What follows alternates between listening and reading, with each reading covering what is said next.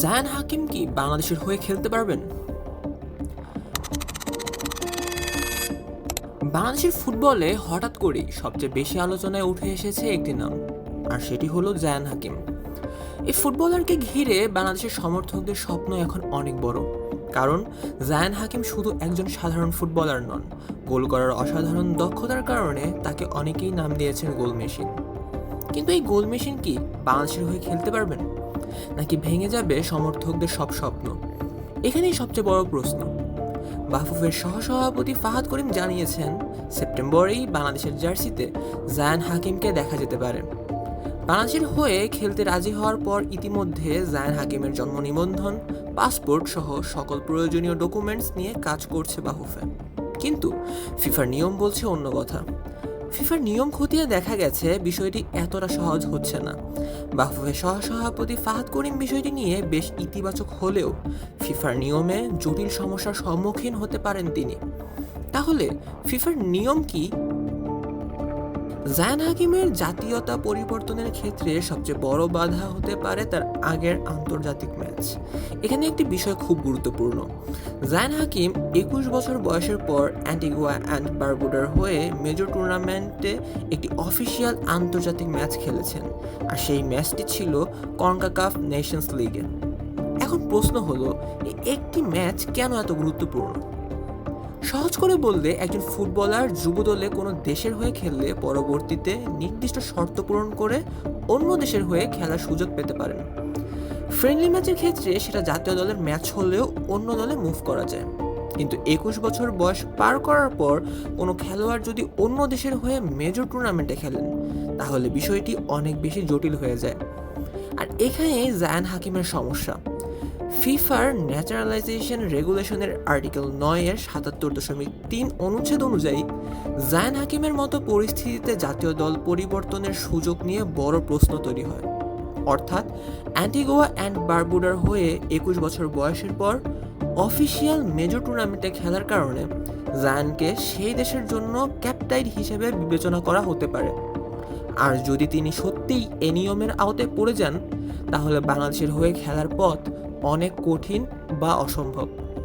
এখানে আরও একটি গুরুত্বপূর্ণ বিষয় আছে। অনেকে হয়তো বলবেন, জায়ান তো মাত্র একটি ম্যাচ খেলেছে, তাহলে সমস্যা কোথায়? সমস্যা ঠিক এখানেই। অনেকেই মনে করেন কোনো খেলোয়াড় 3টির বেশি ম্যাচ না খেললে বা কয়েক বছর জাতীয় দলের হয়ে না খেললে অন্য দেশের হয়ে খেলার সুযোগ পাওয়া যায়। কিন্তু সব ক্ষেত্রে এই নিয়ম সরাসরি প্রযোজ্য নয়, কারণ বিশ্বকাপ, এশিয়ান কাপ কিংবা কনকাকাফের মতো টুর্নামেন্টে একবার খেলে ফেললে জাতীয়তা পরিবর্তন করা যায় না। অর্থাৎ মাত্র একটি ম্যাচ খেলেছে, এটা একাই যথেষ্ট নয়।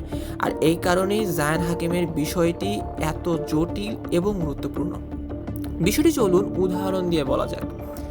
এর আগে একই ধরনের পরিস্থিতির মুখোমুখি হতে হয়েছিল অনেক ফুটবলারকে। Pakistani origin footballer Guys Zahid পাকিস্তানের হয়ে খেলতে পারেননি একই কারণে, কারণ তিনি 21 বছর বয়সের পর নরওয়ের হয়ে ইউএফএ আয়োজিত নেশনস লিগে খেলেছিলেন। আরেক ফুটবলার আমিন আল দাখিলকে ইরাক চেষ্টা করেও পায়নি একই কারণে। তিনিও 21 বছর বয়সের পর বেলজিয়ামের হয়ে ইউএফএ নেশনস লিগে খেলেছিলেন। এই দুই উদাহরণ থেকেই বোঝা যায় জায়ান হাকিমের বিষয়টি কেন এত জটিল এবং আলোচিত। তবে এখানেই গল্প শেষ নয়, কারণ বাফুফে এখনও চেষ্টা করতে পারে। ফাহাদ করিম জানিয়েছেন, ফিফা প্রাথমিকভাবে বিষয়টি নিশ্চিত হয়েছে এবং গ্রিন সিগন্যাল দিয়েছে। তাই আমরা মনে করি জায়ানের পাসপোর্ট সম্পূর্ণ করে বাফুফের অবশ্যই ফিফাতে আবেদন করা উচিত, কারণ ফিফার চূড়ান্ত সিদ্ধান্ত আসার আগে নিশ্চিতভাবে বলা কঠিন যে জায়ান বাংলাদেশের হয়ে খেলতে পারবেন না।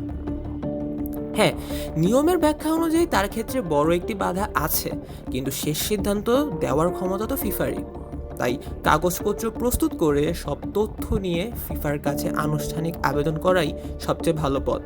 ফিফা যদি অনুমতি দেয়, তাহলে সেটা বাংলাদেশের ফুটবলের জন্য বিশাল সুখবর হবে। আর যদি অনুমতি না দেয়, তাহলেও অন্তত বিষয়টি পরিষ্কার হয়ে যাবে। কিন্তু একটা বিষয় পরিষ্কার, জায়ান হাকিমকে নিয়ে বাংলাদেশের ফুটবল সমর্থকদের যে স্বপ্ন তৈরি হয়েছে সেটি পুরোপুরি যৌক্তিক। তার গোল করার দক্ষতা, ফিজিক্যাল প্রেজেন্স একটি দলের জন্য অত্যন্ত গুরুত্বপূর্ণ হতে পারে। সবকিছু মিলিয়ে তাকে জাতীয় দলে পাওয়ার আগ্রহ থাকাটাই স্বাভাবিক। নতুন মৌসুমে জায়ানের পারফরমেন্সের দিকে তাকালে আরও বেশি মুগ্ধ হবেন যে কেউ। ইতিমধ্যে নতুন ক্লাবের হয়ে 4 ম্যাচে 4 গোল করে ফেলেছেন এই দীর্ঘদেহী স্ট্রাইকার। আর যদি কোনোভাবে জায়ান হাকিম বাংলাদেশের হয়ে খেলার অনুমতি পেয়ে যান, তাহলে বাংলাদেশের জন্য বিষয়টি হবে বেশ সম্ভাবনার।